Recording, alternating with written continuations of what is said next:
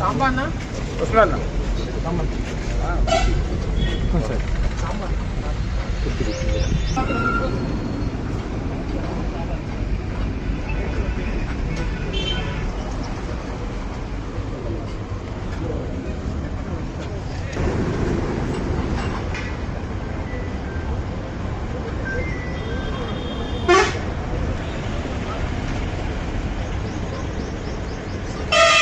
అయిపోయిందా?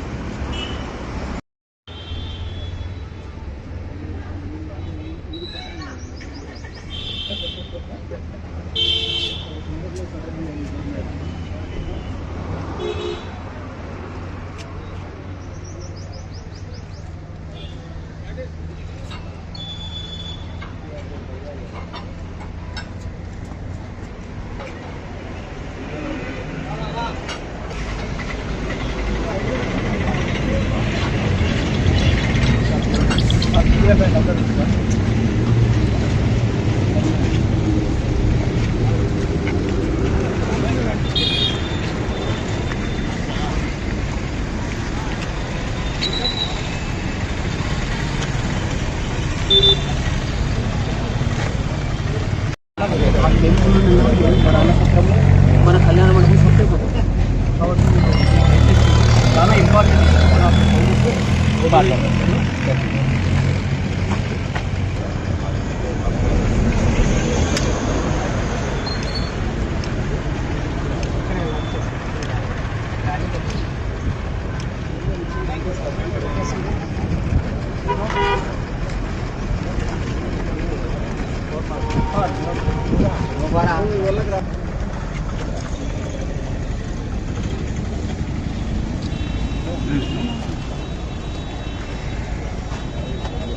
ఏం కాదు రైడ్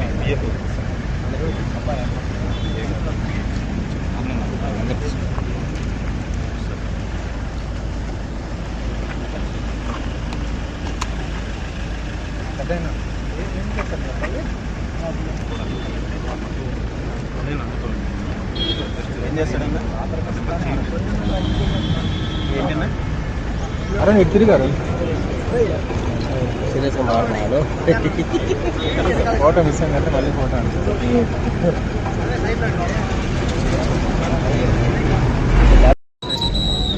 పర్లేదు. వాళ్ళు నుంచి మన వల్ల ఇబ్బంది. వాళ్ళు మామూలుగా స్వచ్ఛాంధ్ర స్వచ్ఛ పాలిటెక్నిక్స్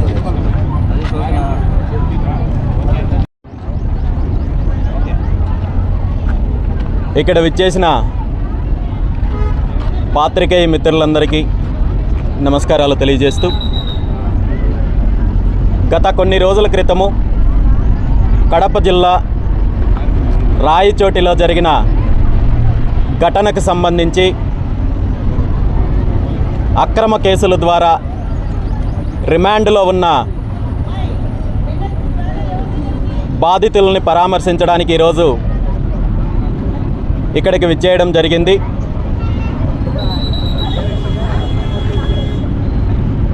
చాలా బాధాకరమైన అంశం ఏంటంటే, ఎక్కడైనా రెండు వర్గాల మధ్య సమస్య ఉన్నప్పుడు, ఘర్షణ ఉన్నప్పుడు దాన్ని శాంతియుతంగా పరిష్కరించాల్సిన పోలీస్ అధికారులు కేవలము ఒక వర్గాన్ని లక్ష్యంగా చేసుకొని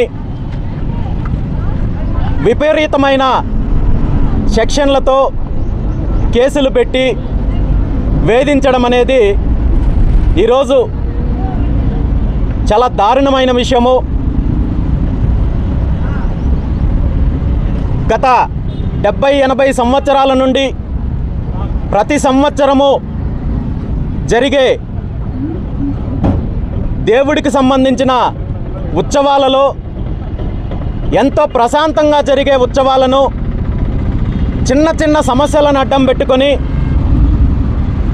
ఉద్దేశపూర్వకంగా గొడవలు జరిగేలా చేసి అందులో అమాయకుల్ని ఇరికించి ఇబ్బంది పెట్టే కార్యక్రమం చూస్తుంటే ఈ రాష్ట్రంలో ప్రభుత్వ పనితీరు ఎలా ఉందో, పోలీసుల పనితీరు ఎలా ఉందో మనం గమనించవచ్చు. ముఖ్యంగా గత ప్రభుత్వ హయాంలో అన్ని వర్గాల ప్రజలు ఒక రకంగా ఇబ్బంది పడితే ఈ ప్రభుత్వ హయాంలో అదే పద్ధతి కొనసాగుతోంది తప్ప ఎటువంటి మార్పు కనబడడం లేదు. గత ప్రభుత్వంలో చూసాము, దళితులపైన దాడులు జరిగాయి, బీసీలపైన దాడులు జరిగాయి, మహిళలపైన దాడులు జరిగాయి, హిందువులపైన, హిందూ సాంప్రదాయాలపైన, హిందువులు చేసుకునే పండుగలపైన, ఊరేగింపులపైన అనేక రకాలైన ఆంక్షల ద్వారా అనేక రకాల ఇబ్బందులు పెట్టే కార్యక్రమం చేశారు.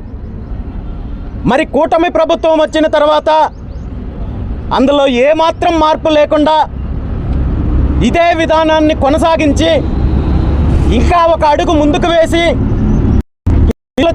పండుగ పర్మిషన్, మండపాలకు పర్మిషన్లు కావాలి, ఊరేగింపులకు పర్మిషన్లు కావాలి, ఇంకా కొన్ని దశాబ్దాల కాలం నుండి జరుగుతున్న హిందూ సాంప్రదాయాలను కొనసాగించాలంటే అనేక రకాలైన ఆంక్షలు విధించే పరిస్థితి ఈరోజు మనం ఈ ప్రభుత్వంలో చూస్తున్నాం.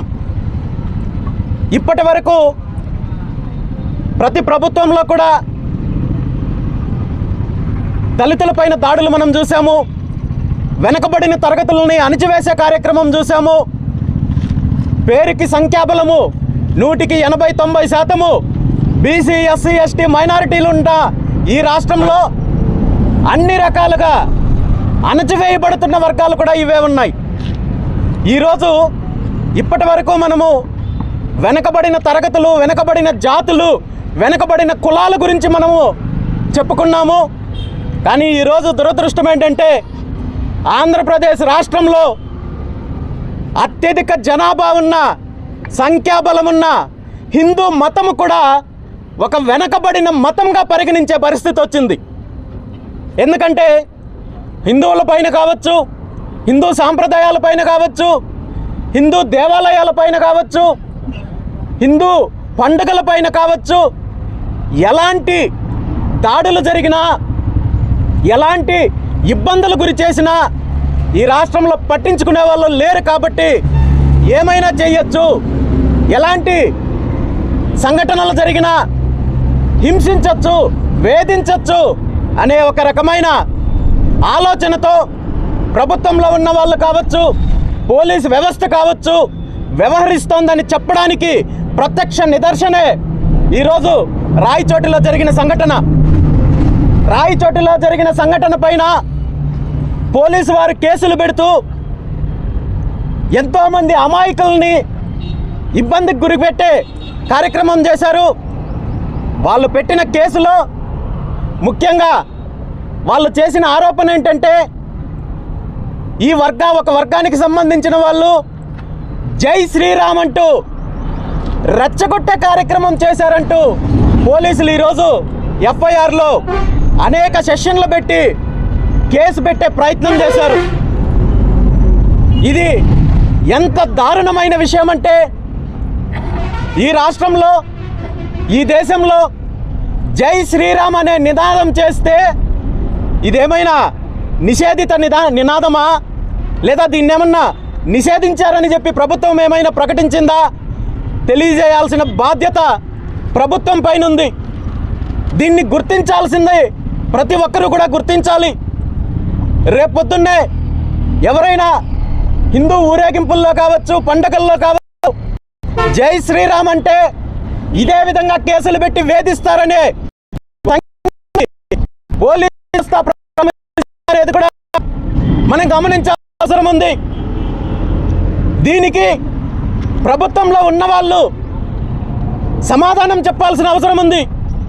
ముఖ్యమంత్రి గారు సమాధానం చెప్పాలి. అదేవిధంగా ఈ కూటమిలో ప్రధాన భాగస్వామ్యంగా ఉన్న బీజేపీ పార్టీ ఈరోజు హిందువులకు మద్దతుగా మేమున్నామని చెప్పుకునే ఈ రాష్ట్ర బీజేపీ నాయకులు మరి ఈ తెలియజేసే అవసరం ఉంది. అంతకంటే ముఖ్యంగా ఈ రాష్ట్ర ప్రభుత్వంలో ప్రధాన పాత్ర పోషిస్తున్న డిప్యూటీ సీఎం పవన్ కళ్యాణ్ గారు దీని మీద స్పందించాల్సిన అవసరం ఉంది. ఎందుకంటే గత కొన్ని రోజుల ముందు నుండి మనం చూసాము, ఈ రాష్ట్రంలో హిందూ ధర్మానికి, సనాతన ధర్మానికి ప్రతినిధి నేనే అని చెప్పుకునే పవన్ కళ్యాణ్ గారు మరి ఈ రాష్ట్రంలో హిందువులపైన, మహిళలపైన అనేక రకాలుగా జరుగుతున్న దాడులు మీకు తెలియవా అని ఈరోజు నేను పవన్ కళ్యాణ్ గారిని ప్రశ్నిస్తున్నాను. ఈరోజు రాష్ట్రంలో ఉన్న ఆశ్రమాలపైన దాడులు జరుగుతున్నాయి. సేవా కార్యక్రమాలని అడ్డుకునే ప్రయత్నం చేస్తున్నారు. ఆశ్రమాలను కూల్చేసే ప్రయత్నం చేస్తున్నారు. అయ్యప్ప స్వామి మాలలు వేసి దీక్షలు చేస్తుంటే వాటిని అడ్డుకునే ప్రయత్నం చేస్తున్నారు. పండుగలు చేసుకుంటే మంటపాలు పెట్టుకోనికుండా అడ్డుకునే ప్రయత్నం చేస్తున్నారు. ఎన్నో దశాబ్దాల కాలం నుండి సాంప్రదాయంగా వస్తున్న పండుగలు, ఊరేగింపులు చేసుకోవాలంటే కేసులు పెట్టి కార్యక్రమం చేస్తుంటే మరి నేను సనాతన ధర్మ పరిరక్షకుడు అని చెప్పుకునే పవన్ కళ్యాణ్ గారు వీటి మీద ఎందుకు స్పందించడం లేదో సమాధానం చెప్పాల్సిన అవసరం ఉంది. పవన్ కళ్యాణ్ గారు సినిమాల్లో చాలా బాగా నటిస్తారు. ఆయన ఒక్కొక్క సినిమాలో ఒక్కొక్క వేషం వేస్తున్నట్టుగా రాజకీయాల్లోకి వచ్చిన తర్వాత అనేక వేషాలు మార్చారు. చెగువేరా సిద్ధాంతంతో నేను రాజకీయాల్లోకి వచ్చానన్నారు. ఆ తర్వాత ద్రావిడ సిద్ధాంతం అన్నారు, పెరియార్ సిద్ధాంతం అన్నారు, బహుజన సిద్ధాంతం అన్నారు, పూలే సిద్ధాంతం అన్నారు. ఆ తర్వాత బాప్టిజం తీసుకున్న క్రైస్తవ సిద్ధాంతం అన్నారు. అనేక రకాలుగా రోజుకొక రకంగా, పూటకొక రకంగా మాటలు మారుస్తూ చివరికి గత కొద్ది కాలం నుండి ఆయన నినాదిస్తున్న ఏదైతే సనాతన ధర్మం ఉందో దాన్ని కూడా ఇప్పుడు వదిలిపెట్టేసి మరి వేరే సిద్ధాంతాన్ని తీసుకున్నారేమో చెప్పాల్సిన బాధ్యత పవన్ కళ్యాణ్ గారికి ఉంది. ఈరోజు ఈ రాష్ట్రంలో జరుగుతున్న పరిణామాలన్నింటికీ కూడా సమాధానం చెప్పాల్సిన బాధ్యత ప్రభుత్వానికి ఉంది. ముఖ్యమంత్రి చంద్రబాబు నాయుడు గారికి ఉంది. ఉప ముఖ్యమంత్రి పవన్ కళ్యాణ్ గారికి ఉంది. ఈ ప్రభుత్వంలో భాగస్వామ్యంగా ఉంటున్న బీజేపీ పార్టీకి ఉందని ఈ సందర్భంగా తెలియజేస్తూ, గత సంఘటనలో ఎవరైతే బాధితులు ఉన్నారో వాళ్ళని ఈరోజు పరామర్శించి వాళ్ళకి కావాల్సిన న్యాయ సహాయం అందిస్తానని చెప్పడం జరిగింది. వాళ్ళ కుటుంబాలకు ఏదైనా ఇబ్బంది ఉంటే వాళ్ళని ఆదుకుంటానని బీసీవై పార్టీ తరపున హామీ ఇవ్వడం జరిగింది. అయితే ఈ సందర్భంగా ప్రభుత్వాన్ని ఒక్కటే డిమాండ్ చేస్తున్నాను. గత ప్రభుత్వ హయాంలో ఏవైతే తప్పులు చేశారో అవే తప్పులు ఈరోజు మీరు చేస్తున్నారు. అంతకంటే దారుణమైన తప్పులు చేస్తున్నారు. ప్రజలను వేధించే కార్యక్రమం చేస్తున్నారు. ఈ కార్యక్రమాలు ఇప్పటికైనా